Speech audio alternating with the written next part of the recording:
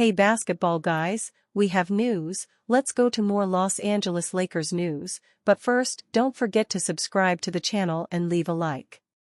It's logical that Anthony Davis and LeBron James are putting pressure on Lakers executives to make deals and bring in more players to help them win the championship.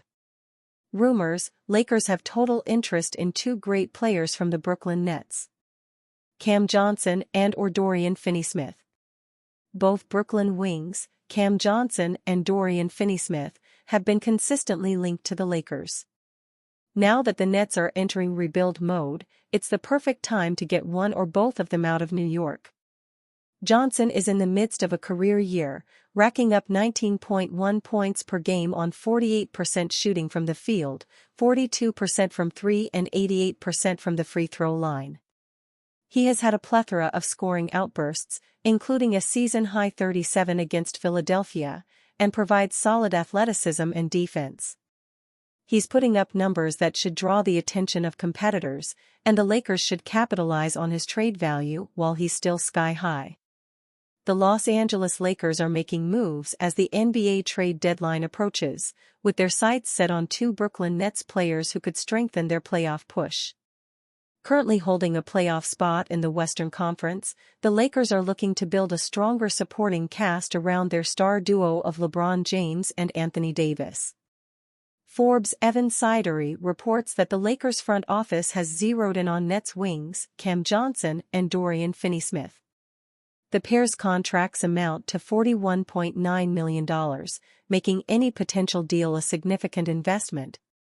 After a relatively quiet offseason without major acquisitions, General Manager Rob Pelinka faces mounting pressure to upgrade the roster, especially with the Western Conference playoff race intensifying. Dorian Finney-Smith has been on the Lakers' radar for more than 2 years, and it's easy to see why. His defensive prowess, combined with reliable catch-and-shoot abilities, makes him an attractive target. As Brooklyn shifts its focus toward rebuilding and future development, the Lakers see an opportunity to bring in the experienced 3-and-D specialist. Moreover, Cam Johnson presents a different appeal, a younger, more offensively versatile wing who could add fresh energy and scoring punch to the Lakers lineup. The pursuit of Johnson and Finney-Smith echoes the blueprint that led to the Lakers' 2020 NBA championship. That successful run was built on surrounding James and Davis with skilled role players who understood their assignments. While neither Johnson nor Finney-Smith might generate major headlines in the trade market, they represent the kind of tactical additions that could prove crucial for a deep playoff run. Insider reveals Lakers' willingness to give up first-round picks. Even after a thrilling Christmas Day win for the Lakers, it's clear the team still needs to improve through trades. A new report from ESPN's Shams Charania revealed his surprising willingness to move forward with some coveted draft capital. Latest news about the Lakers. According to Charania, the Lakers are open to giving up their 3 tradable first-round picks, likely their 2029/2031 picks and a pick swap, for players who can fit on this team now and in the future. My sources in the Lakers front office tell me that they are open to moving the 3 first-round picks, in a possible trade, but they want a player or players that they feel can step into this iteration of the team right now.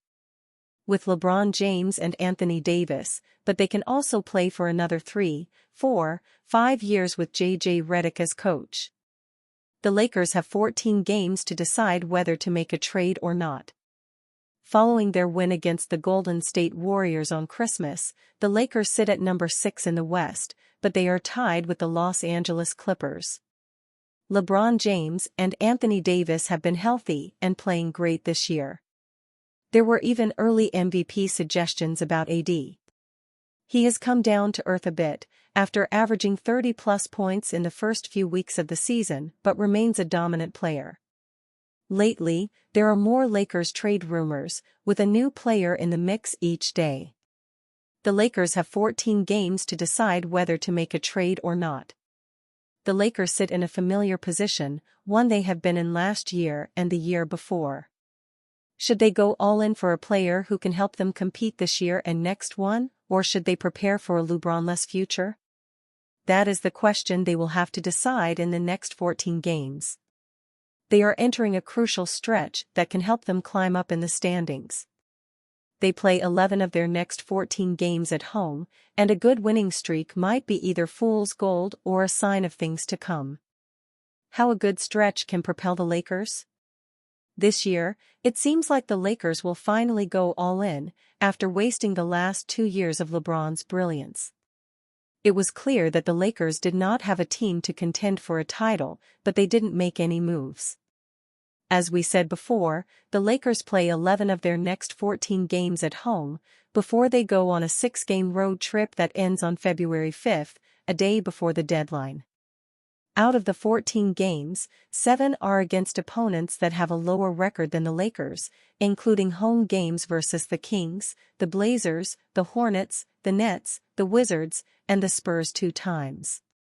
If the Lakers go 10-4, or 11-3 in the next 14 games, they might climb up in the standings, and things would look a lot different then. But if they play mediocre basketball during that stretch, the Lakers front office would be under more pressure to try and improve the roster. Lakers trade rumors, is this another D'Angelo loop?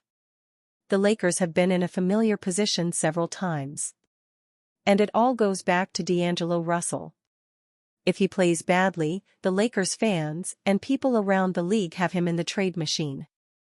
We get NBA trade rumors of the Lakers thinking of sacrificing their remaining picks, and then D'Lo goes on a stretch where he puts 20-plus points regularly, and things look different. In his last 5 games, D'Lo has posted 5, 7, 16, 20, and 5 points, respectively. That inconsistency is the sole reason why the Lakers seem to always try to trade him, but never find a suitable trade partner. This year, his production has dipped from 18 to 12.5 points, and his efficiency dropped from 45% from the floor to 41.5%. Still, the Lakers' biggest trade chips remain their picks. They can offer 2 first-round picks, plus a swap.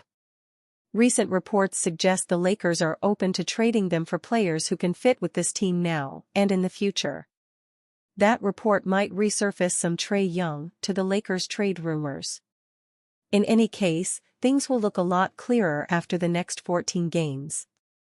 Dangerous trade deal the Lakers should avoid at all cost.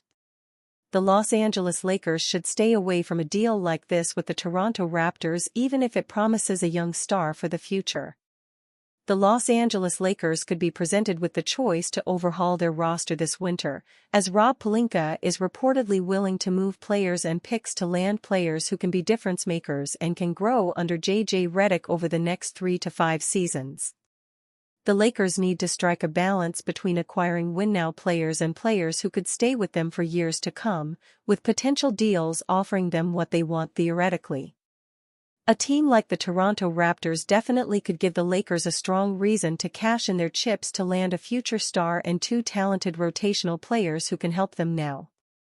Los Angeles Lakers receive R.J. Barrett, Bruce Brown, Chris Boucher. Toronto Raptors receive D'Angelo Russell, Rui Hachimura, Gabe Vincent, Jared Vanderbilt, Christian Wood, 2029 first-round pick, LAL. The Raptors add multiple assets that could find a home on the franchise or be traded away instantly at the expense of 2 players who are disgruntled and 1 young star in Barrett.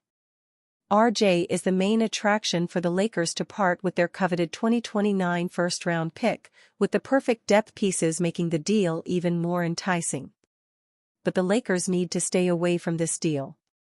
R.J. Barrett is having a phenomenal production season with the Raptors, averaging 23.7 points, 6.8 rebounds, and 6.3 assists. This shows he's a well-rounded swingman who can score when required, defend at a high level, and even be an on-ball decision-maker. These stats on most young players would make them hot property, but there's a larger trend with Barrett's career that could hurt the Lakers that we can't ignore. Barrett's numbers are incredible, but they're as empty as they get, given the Raptors have given him the ultimate green light this season. We have seen the improvement the New York Knicks made last season after trading him away, and the Raptors have a 17-41 record in games Barrett has played doesn't prove he can be a winning player within a specific role next to LeBron James and Anthony Davis on the Lakers. Chris Boucher is averaging 10.3 points and 4.5 rebounds as an expiring contract and would be an intriguing big next to or behind Davis in the rotation, but he isn't a high-level needle mover. The same can be said about Bruce Brown, who spent this season injured and hasn't looked like the linchpin he was for the Denver Nuggets in their 2023 title triumph. Boucher and Brown could improve the Lakers on the margins, but this deal would annihilate the Lakers' depth and won't give them the tools they need to win. They lose multiple valuable players and still don't reinforce their shooting in this move, with Barrett's streaky jumper likely creating more problems than it would solve. The Raptors are tanking this season and have bought into Scottie Barnes being the future of the franchise by trying to develop him into a point forward this season. Barrett is the main scorer, but Barnes is the real franchise cornerstone. Leveraging RJ's value to land 5 players and an extremely valuable first-round pick would be a solid move on the Raptors' part. Rui Hachimura is averaging 12.2 points and 5.4 rebounds, proving to be a valuable future piece for the franchise, along with Jared Vanderbilt if he can recover from his recent injuries. He's on an affordable long-term contract, meaning the Raptors can afford to be patient with him and extract the value that made him one of the best defenders in the NBA.